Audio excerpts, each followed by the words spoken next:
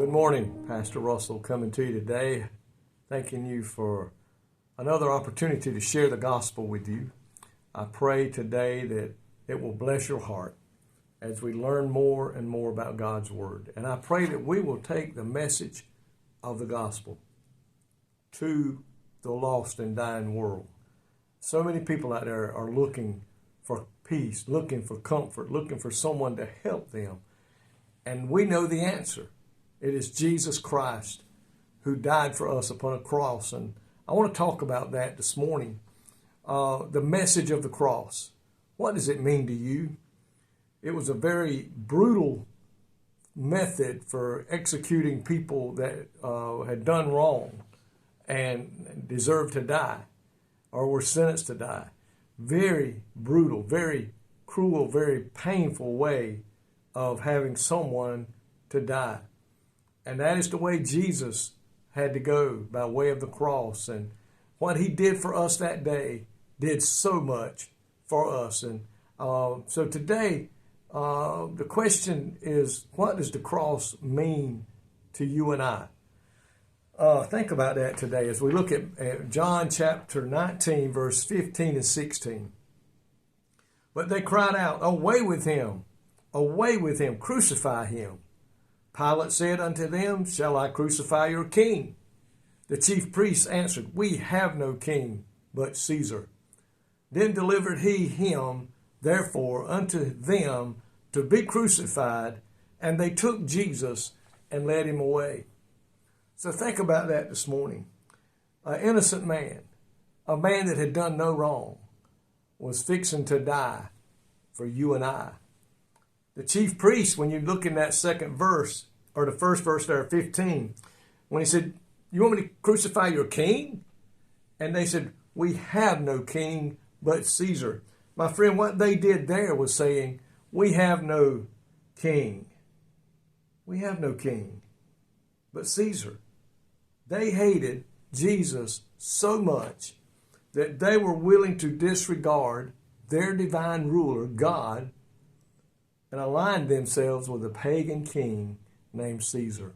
That's how much they hated Jesus Christ. Pilate turned Jesus over to be crucified. And through Jesus' death on the cross, his message became one of hope and life for those who believe in him. But today, as it was back then, the cross means so much. It meant a lot of things in the gospel. Think about it. The question, though, that I'm asking you and me, what does it mean to us today? To some, the high priest, the Sanhedrins, and all that, it was a way to get rid of who they called a troublemaker. Christ, they didn't look at him as the Son of God, the Messiah, come to save the world. They looked at him as a troublemaker and was seeking ways to get rid of him so that they could get back to controlling everything and no one telling them what they were doing wrong. To others, it meant a criminal died that day. Some people maybe didn't know who Jesus was, but they figured, well, he must be a criminal. They're hanging him on the cross, and that's what the cross is for. So to some, a criminal died that day. To Pilate, though, he was an innocent man. He could find no fault in him, but he could not get enough nerve to go against the Jewish people because he feared a riot. So what does it mean?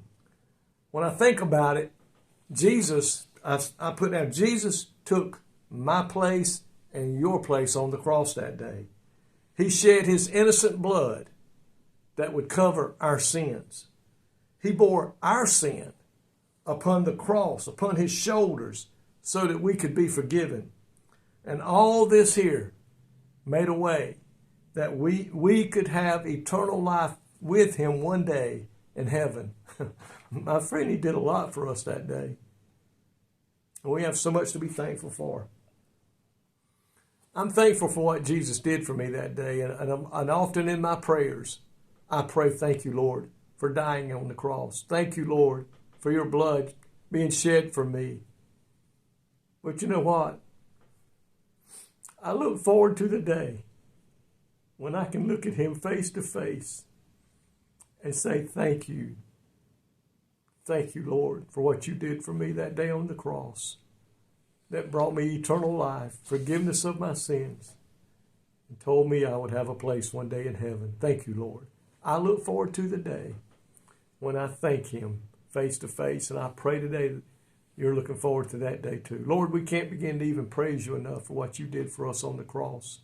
We can't thank you enough for the blood you shed, the beatings you took, the rejections you suffered, the accusations that were false. But Lord, I am so thankful that you loved us enough to go through with it and give your life a ransom for those who would believe. Lord, I look forward to the day, as I said, that I can thank you face to face. Lord, thank you again for all you did. In Jesus' name, amen. I pray today God will richly bless you. Go out and share with someone today what Christ did for us.